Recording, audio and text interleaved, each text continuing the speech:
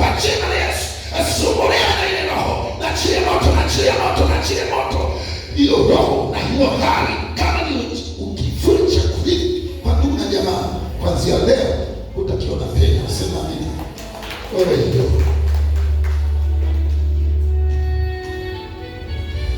inua mkono wako juu.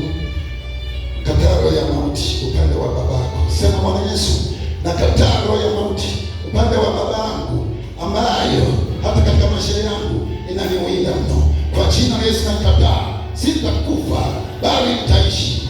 Nakataa roho ya mauti upande wa baba, maana wanakufa mno. Nakataa kwa jina la Yesu.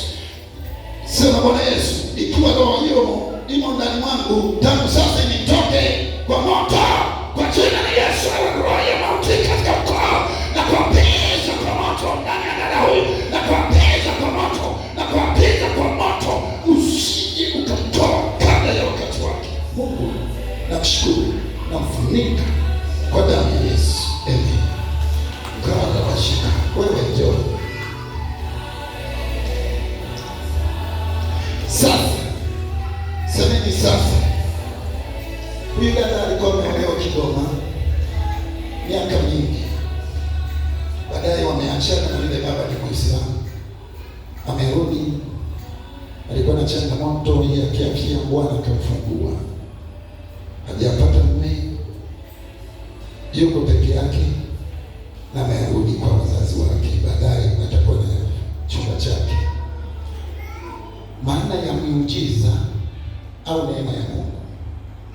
Miujiza, neema ya Mungu ni kupata kitu kikubwa cha thamani ambacho hujakihangaikia. Hiyo tunaita neema.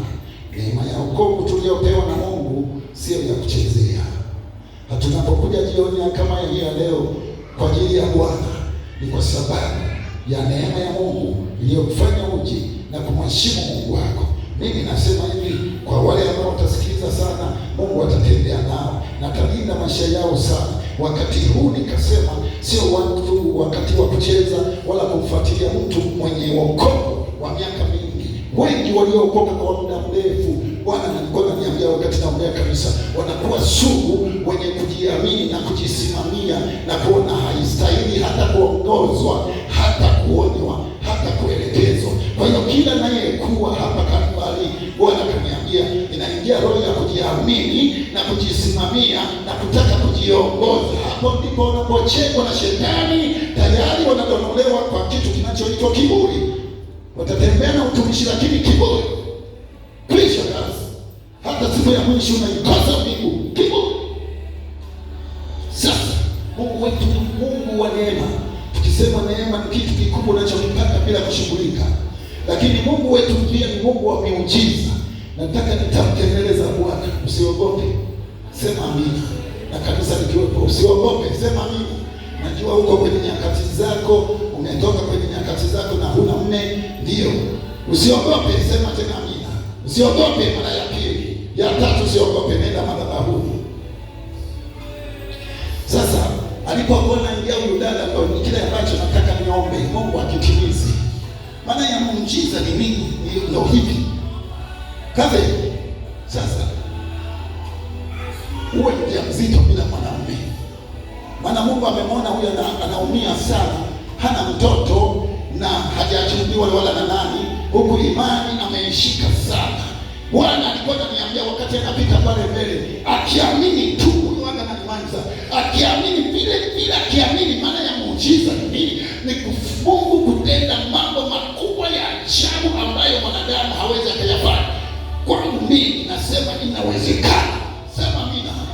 Kama mimi zilitoka lita 30 za damu, halafu Bugando mzima wanakuja kuniangalia na daktari zaidi yenu mara 5 au mara 10, unashangaa mtu gani huyu Samueli? Damu lita 30 zimetoka tukapona, lakini kule kwenye operation damu zilitamalaki eneo lote. Tulipowaita wale wahudumu wakuja kuhudumia, kufanya usafi, walipochungulia tu walitoka. Tulipata kazi ya kuandika watu wawashike, maana wangeanguka kwenye ngazi. Maana katika ile chumba ya kufanya operation, kila mtu aliyekuwa na viatu ile zone akapaka chini, kalizama kwenye damu. nikimwacha Yesu ataniangamiza. Madaktari wote uliona ajabu, watu wanakuja kuniangalia, Samueli mtu gani? Damu iliyotoka mle, tulifanya utafiti, tukazizoa zile damu zote sisi wenyewe madaktari, tukaenda kuzimwaga kule, halafu tukafanya utundu wa kuleta ndoo ndani ya chumba, tukaanza kuweka maji kwenye ndoo, halafu tunayamwaga, tunaizama zile ndoo ili zifikie kile kina cha ule mstari. Watu wale wakasema, Samueli, hatuwezi tukakwambia, damu iliyotoka mle ni nyingi mno. Sasa tulikuwa tunaomba Baba yetu, kama ukituwezesha, na walikuwa hawatamini kama ningekubali, tunaomba tulete tu masindano yetu tuchomeke kwenye damu yako, maana tumekupima wewe na mama hamna ukimwi, tuchukue mapipa hata 3, maana damu zako hazipungui. Na mimi hata nilipokuwa nimetokea mara ya pili, waliponiona Samueli pressure tena imepasua mishipa, damu zinatoka kama nini, tuko pamoja na mkulima pamoja na mama. Watu ndio madaktari walipokuja wakachungulia, akasema kumbe ni Samueli, huyo mwacheni tu, damu wakaziishi. Nyumbani zinatoka sana mpaka watoto wanalia.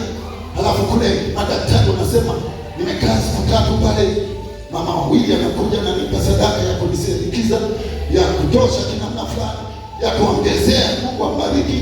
Akawa amefanya ndio mama, lakini nilipofika kule watu wanakataa nisiongezewe damu, na mimi moyo wa kuongezewa damu haupo. Siku ya kwanza tu walipotaka kuniongezea damu nikalia, nikasema mbona siongezewi damu? Utafikiri niliugua tena nikataka kuongezewa damu, nikakataa, wakati ni mara ya kwanza. Mungu aliyetenda muujiza wa ndoo 30 na ndoo ambazo walikataa kuniambia, je, atashindwa kumweka mtoto tumboni wewe? Hashindwi. Sema amina. Haleluya. Na kushukuru Mungu imekwisha kuwa. Yaani ukiona mtoto anacheza hakuna maswali, sijui utamwita jina gani, utamwita nani sasa? Utaenda kumuuliza Mungu. Sema amina.